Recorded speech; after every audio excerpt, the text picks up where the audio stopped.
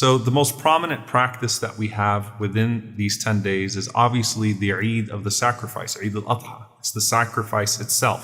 And it is the sacrifice of Ibrahim alayhi salam that we are commemorating. But there's something very deep about the Eid of the sacrifice, or the sacrifice itself, and the meaning of the Udhiyah. So Udhiyah, or sacrifice, in particularly in the pre-Islamic context, used to be done to the idols that they would bring to the Kaaba, and they would surround the house of Ibrahim alayhi salam, the house that Ibrahim alayhi salam built for Allah.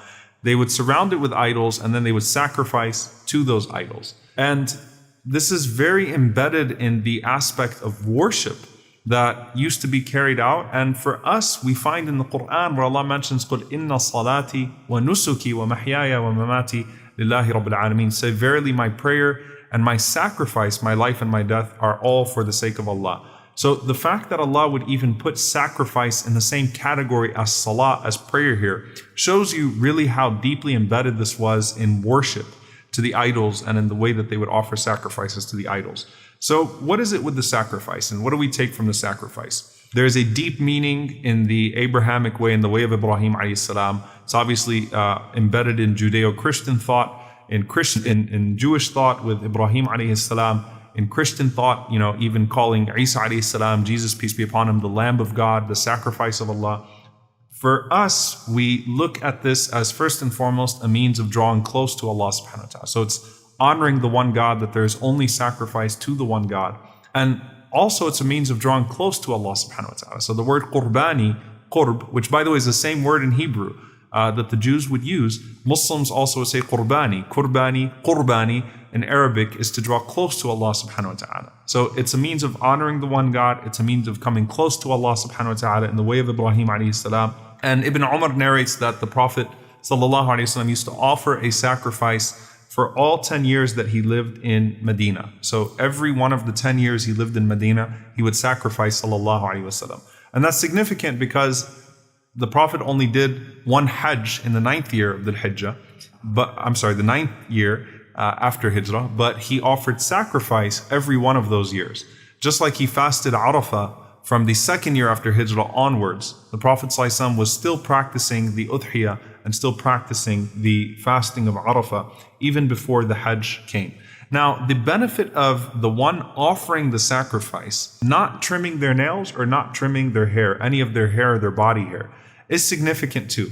Now, if any of you have been to Umrah or Hajj, you know that when you're in a state of Ihram, there are certain prohibitions for you, so you're not allowed to take from your hair or your nails as you're in that state of Ihram. Likewise, when a person is in that state, or in the state of going to offer a sacrifice, for the first 10 days of Dhul Hijjah, they're not allowed to take from their hair or their nails until after the sacrifice is done. Now, what's the significance of that? One, it connects us to the people in Hajj. It connects us to the people in Ihram. And a lot of times we have a hard time connecting to those people. So the one offering the sacrifice is like the one who's in a state of Ihram. Another benefit that Ash-Shawkani rahimahullah mentions in Nail al-Awtar, that just like the person who's in Ihram is completely ransomed from the punishment of Jahannam on the Day of Judgment, likewise, it is like saying every single part of you is freed and ransomed and protected from punishment on the Day of Judgment, bidnillahi ta'ala, if it is accepted by Allah subhanahu wa ta'ala. So it's freeing your entire body from punishment and ransoming yourself with Allah subhanahu wa ta'ala as you offer that sacrifice. Who is the person that is to abide by this? It's the person offering the sacrifice, not necessarily the one carrying it out. What does that mean? If I delegate someone else to sacrifice on my behalf, but I am the one offering the sacrifice, that person is not the one subject to the prohibitions. I am. Okay? So the person who's offering the sacrifice on behalf of themselves and their family. So not the one that's carrying it out, nor the one that it's being carried out on their behalf. It's the one who's offering the sacrifice that would have to abide by those prohibitions so that they too could, inshallah ta'ala, benefit from the full reward. And of course, everyone that's being offered on behalf of also enjoys the same reward, and this is from the wisdoms of it.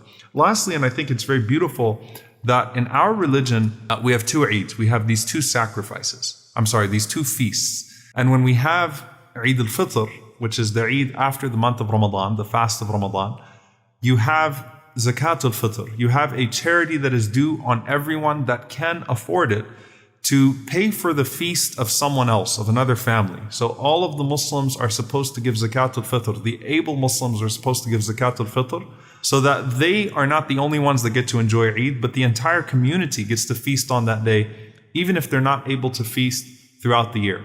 Likewise, here you have on Eid al-Adha, a requirement or a sunnah, a practice in which a person who can offer a sacrifice is to offer a sacrifice, and then that meat is distributed so that other people can feast as well, that typically would not be able to feast. And in a lot of countries, Muslim countries and places where the sacrifices take place, many people would only eat from an animal that day in particular. They would not be able to afford it throughout the year, but that's the only day that they get to eat from the Udhiyah, to eat from the sacrifice. And so everyone gets to feast on that day, even the poor who are typically left out. And so it's just beautiful that both of the Eids require us to include the wider community that typically does not get to celebrate. Everyone should celebrate on this day, and everyone should have the means to celebrate on this day.